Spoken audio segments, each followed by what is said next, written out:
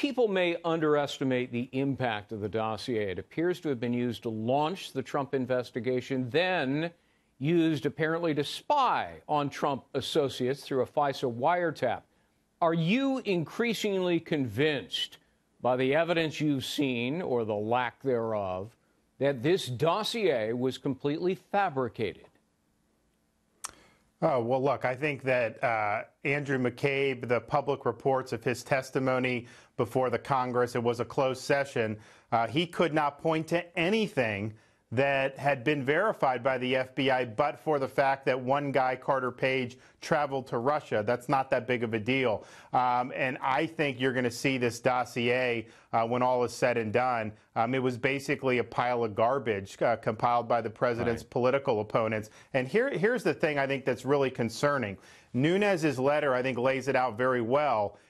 We've been asking for this stuff for months.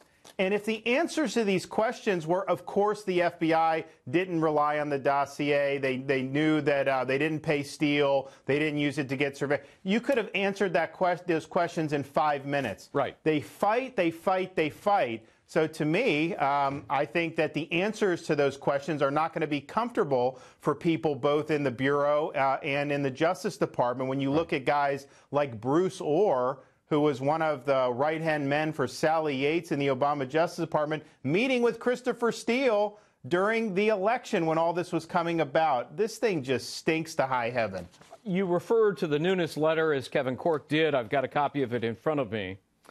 It's clear from the letter that Rod Rosenstein, Deputy Attorney General, overseeing the Mueller investigation, has been stonewalling and defying lawful subpoenas from Congress to turn over documents.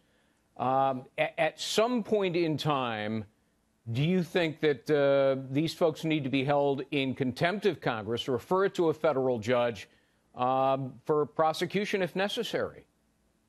So I think that January 3rd deadline should be the last straw. And if they don't produce it, I think Congress needs to act, doing a contempt. You know, we can do inherent contempt in Congress. That was done for 175 years. Hasn't been done recently, but I think the American people would support that.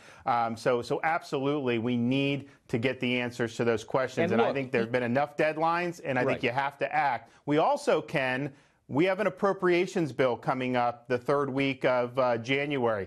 There's nothing preventing us from putting restrictions on funding, you know, defunding Rosenstein's travel budget, doing things like that so that we're also biting back with the power of the purse.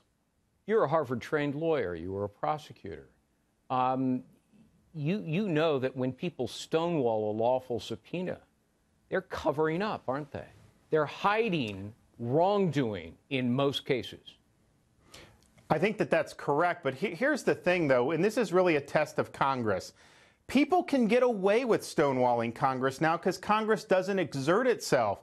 So there's a small band of us, like me, like Nunes, like Biggs. You know, we want Congress to flex its muscle here. If you're subpoenaed by the U.S. Congress and it's a lawful subpoena, you comply with it. If you're not complying with it, there's got to be consequences. It's time for us to show that we actually have teeth in Article 1. Right. We need to do it because the facts are important, but we really got to start getting these answers. There's no evidence of Trump-Russian collusion, but there is evidence of Hillary Clinton-Russian collusion.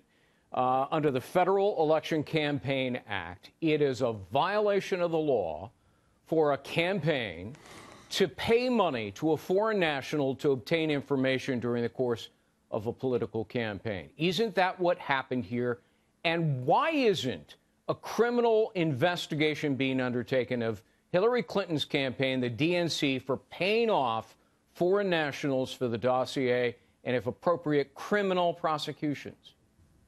Well, it's clear there was an effort to disguise what happened because if you remember, the Democrats and the Clintons, they didn't pay Fusion GPS or Christopher Steele directly. They sent it through this Perkins Coie law firm. Yeah, sounds like money laundering. That's money laundering. Perkins Coie.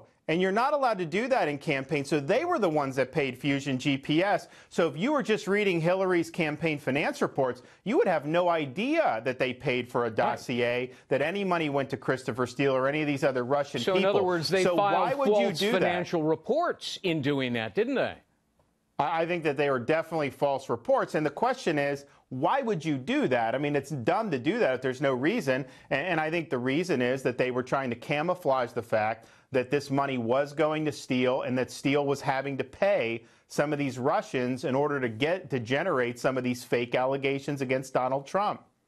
Are you convinced, and we're almost out of time here, but that there was an effort by senior officials at the FBI and maybe the Department of Justice to absolve Hillary Clinton in the email case for political reasons, even in the face of incriminating evidence that she broke the law? And then they took it a step further to try to target Donald Trump as an insurance policy. Well, there's no doubt that the way they handled Hillary's case is inexplicable. That is not the way the Justice Department or FBI handle cases. She did get special treatment. And then in terms of Trump, you know, the media doesn't like to talk about the Strzok text message. They like to say, oh, Strzok was anti-Trump. Well, yeah, we know that. We know a lot of Mueller's guys are anti-Trump. The text message about we can't let Trump win and you need an insurance policy, boy, I'll tell you, I don't know how you view that as anything other than something that's very, very damning for how this investigation was undertaken. And it appears that Strzok had co-conspirators and not just Lisa Page, maybe Andrew McCabe, James Baker, James Rubicki, and maybe James Comey. A second special prosecutor, it seems to me, is in order to investigate them. They can't be trusted to investigate themselves. Congressman Ron DeSantis, thanks for being with us today. Hope you'll come back soon.